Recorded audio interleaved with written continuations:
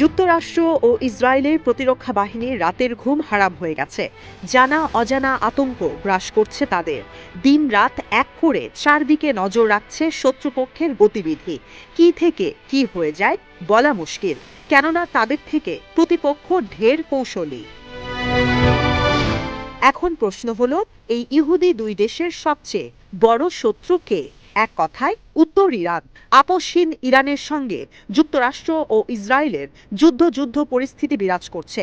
দুই পক্ষই ইরানের দিকে বন্দুক তাক করে রেখেছে, কখন তেহরানের সেনারা তাদের উপর আক্রমণ করে বসে। ইরানও শান দিচ্ছে তাদের তরবারিতে, প্রস্তুত রেখেছে তাদের proxy group Hamas, Hezbollah, Yemen ও ইরাকের প্রতিরোধ যোদ্ধাদের। ইরানের শীর্ষ নেতা আয়াতুল্লাহ আলী খামিনি হামাস হিজবুল্লাহকে বলে রেখেছেন কিভাবে ও কোন কৌশল অবলম্বন করে ঘায়েল করা যাবে শত্রুপক্ষ আমেরিকা ও এর দোসরদের।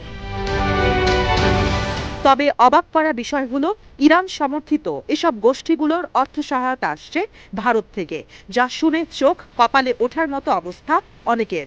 যুক্তরাষ্ট্রের নতুন প্রেসিডেন্ট ডোনাল্ড ট্রাম্পের বন্ধু হয়েও ভারতের প্রধানমন্ত্রী নরেন্দ্র মোদী কিভাবে ইরানের প্রক্সি গ্রুপগুলোকে অর্থ পাওয়ার ব্যবস্থা করে দিচ্ছে, কিভাবে ভারতের টাকায় হামলা হচ্ছে ইসরায়েলি ইহুদিদের ওপর, এ নিয়ে এক প্রতিবেদন প্রকাশ করেছে ভারতের সংবাদ মাধ্যম ইন্ডিয়া.com। খবরে বলা হয়, যুক্তরাষ্ট্রের নিষেধাজ্ঞা উপেক্ষা করেই চীনে তেল বিক্রি করতে সহায়তা করছে ভারতের একটি কোম্পানি, এমন অভিযোগ যুক্তরাষ্ট্রের ট্রেজারি ডিপার্টমেন্টের। এক বিবৃতিতে দপ্তরটি জানায়, ইরানের চাবাহার সমুদ্র বন্দর থেকে ভারতের মার্শাল শিপ ম্যানেজমেন্ট কোম্পানি তেল নিয়ে পৌঁছে দেয় চীনে। চীনের কাছে তেল বিক্রি করে বিপুল অর্থ উপার্জন করছে ইরান, আর সেই টাকা ডিস্ট্রিবিউট করা হচ্ছে হামাস, হিজবুল্লাহ সহ তার প্রক্সি গ্রুপগুলোর মধ্যে। এছাড়াও ইহুদিদের মারতে তৈরি করা হচ্ছে পারমাণবিক বোমা, দূরপাল্লার ব্যালিস্টিক ক্ষেপণাস্ত্র সহ ভারী সব রণতরী। ইরানকে কোনোভাবেই দমাতে পারবে না যুক্তরাষ্ট্র, সেটা ভালো করেই তাদের মাথায় রয়েছে। তাই সব বাদ দিয়ে এবার ভারতের গলা চেপে ধরেছেন মার্কিন প্রেসিডেন্ট ডোনাল্ড ট্রাম্প।